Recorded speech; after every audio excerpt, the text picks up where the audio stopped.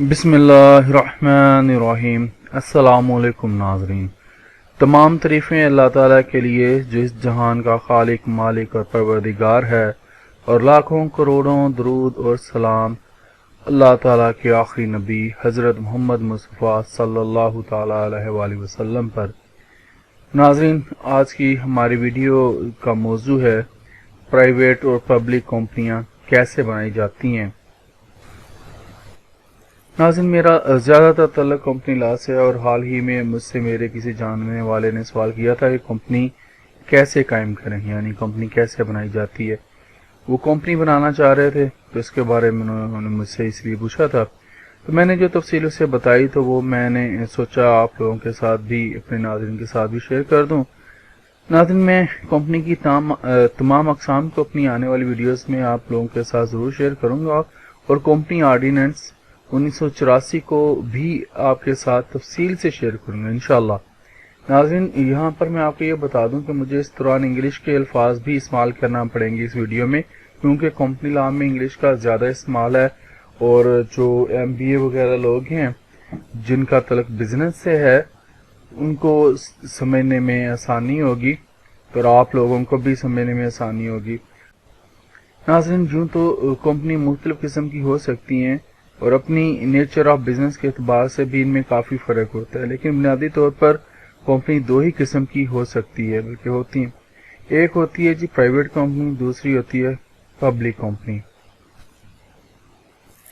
Private company عام طور سے دوست احباب اور ایک خاندان کے افراد باہم مل کر بناتے ہیں، جس میں کم از کم 2 ممبرز ہوتے ہیں اور زیادہ سے زیادہ 50 ممبرز کی گنجائش ہوتی ہے۔ پرائیویٹ کمپنی پارٹنرشپ کا ایک بہترین نعم البدل ہے، کیونکہ پارٹنرشپ میں پارٹنرز کی ذمہ داری، جس کو لائبلٹی کہتے ہیں، غیر محدود ہوتی ہے۔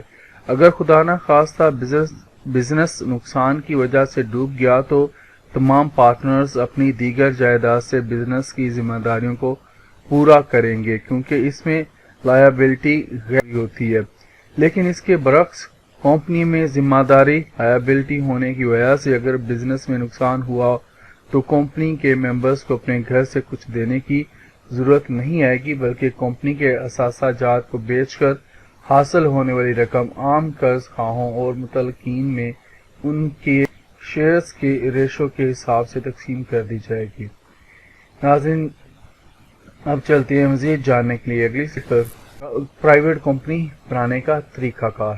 سب سے پہلے کمپنی کا نام تجویز کیا جائے گا، پھر کمپنی کا میمورنڈم آف ایسوسی ایشن اور آرٹیکل آف ایسوسی ایشن تیار کیا جائے گا۔ حاضرین کو میں انشاءاللہ اگلی ویڈیوز میں آپ لوگوں کے ساتھ شیئر کروں گا، جو کہ کمپنی آرڈیننس 1984 کے عین مطابق ہوگا۔ اس کے بعد تمام ڈاکومنٹس رجسٹرار کے پاس بھیج دیے جائیں گے۔ ناظرین، رجسٹرار بھی میں آپ کو بتاؤں گا کون ہوتا ہے انشاءاللہ اگلی ویڈیوز میں۔ رجسٹرار ڈاکومنٹس کی ویریفیکیشن کے بعد کمپنی کو رجسٹر کرے گا اور ایک سرٹیفکیٹ جاری کرے گا، اس کو سرٹیفکیٹ آف انکارپوریشن کہتے ہیں۔ اس کے بعد کمپنی اپنی بزنس ایکٹیویٹیز شروع کر دے گی۔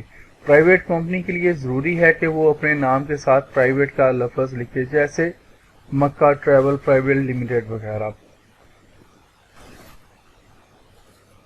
اب پبلک کمپنی کی ڈیفینیشن جان لیتے ہیں۔ پبلک کمپنی کیا ہوتی ہے؟ پبلک کمپنی وہ ہوتی ہے کہ جس میں عام لوگوں کی انویسٹمنٹ سے کاروبار کیا جاتا ہے۔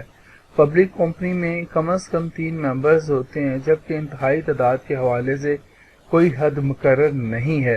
جب کاروبار کے لیے زیادہ رقم کی ضرورت ہوتی ہے تو اس وقت کمپنی بنائی جاتی ہے۔ اس وقت جب کہتے ہیں کہ کاروبار کے لیے زیادہ رقم کی ضرورت ہوتی ہے تو اس وقت پبلک کمپنی بنائی جاتی ہے۔ پبلک کمپنی اپنے نام کے ساتھ صرف لمیٹڈ کا لفظ لکھے گی، اس کے لیے پبلک لمیٹڈ لکھنا ضروری نہیں ہے، جیسے یونیلیور لمیٹڈ۔ اب پبلک کمپنی بنانے کا طریقہ کار اس کو جان لیتے ہیں۔ پبلک کمپنی بنانے کا بھی وہی طریقہ کار ہے جو ہم نے پرائیویٹ کمپنی کے ذیل میں لکھ دیا ہے، لیکن اس میں کچھ باتیں مزید شامل ہیں۔ کمپنی کو سرٹیفکیٹ انکارپوریشن مل جانے کے بعد مندرجہ ذیل کام بھی سر انجام دینا پڑتے ہیں۔ پراسپیکٹس جاری کرنا ہوتے ہیں. یہ میں ان کو آپ لوگوں کے ساتھ انشاءاللہ پراسپیکٹس کو بھی لازمی بتاؤں گا یہ کیا ہوتے ہیں. عوام سے پیسہ حاصل کرنے کے لیے پبلک کمپنی ایک پراسپیکٹس جاری کرتی ہے جس میں کمپنی کے اہداف کا تذکرہ اور کمپنی کی نیچر آف بزنس کے متعلق تفصیل ہوتی ہے. مزید اس میں کمپنی کے میمورنڈم کو بھی شامل کیا جاتا ہے. کم ترین سبسکرپشن جمع ہونا. پراسپیکٹس جاری کرنے کے بعد دیکھیں گے کہ منظور شدہ کیپٹل میں سے منیمم سبسکرپشن جمع ہو گئی ہے یا نہیں. اگر جمع ہو جائے تو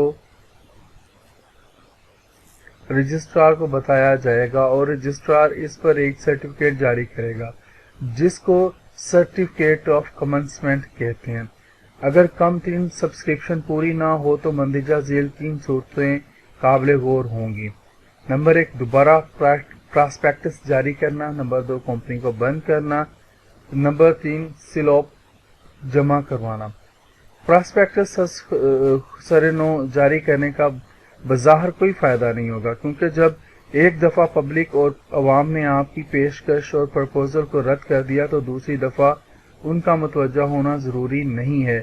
اس لیے دوبارہ پراسپیکٹس جمع کرنا بلا وجہ کا خرچ ہے جس کا کوئی حتمی فائدہ نہیں ہے.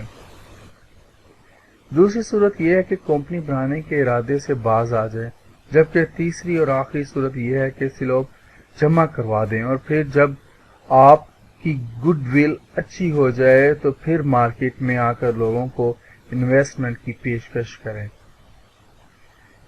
سلپ جمع کروانا. ناظرین یہاں پر یہ بتا دوں کہ یہ جو ہے سلپ کس کا مخفف ہے.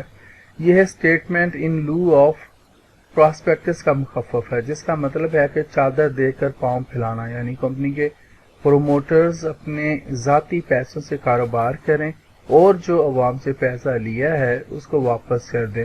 جب کمپنی کی گڈ ول اچھی ہو جائے تو پھر عوام سے پیسہ حاصل کر لیں. تو ناظرین امید کرتا ہوں کہ آپ کو یہ ویڈیو اچھی لگتی ہوگی. یہ انفارمیشن جو میں نے تھوڑی سی کوشش کی ہے آپ کے ساتھ شیئر کرنے کی آپ کو پسند آئی ہوگی. تو جو کمپنی لاس کے بارے میں جاننا چاہتے ہیں ان کے لیے یہ بڑی انفارمیٹیو ویڈیو ہے اور جو اپنی کمپنی بنانا چاہتے ہیں ان کے لیے بھی. تو مجھے اجازت دیجیے، زندہ رہا تو آپ کے ساتھ پھر انشاءاللہ اگلی ویڈیوز میں ملوں گا. اللہ حافظ.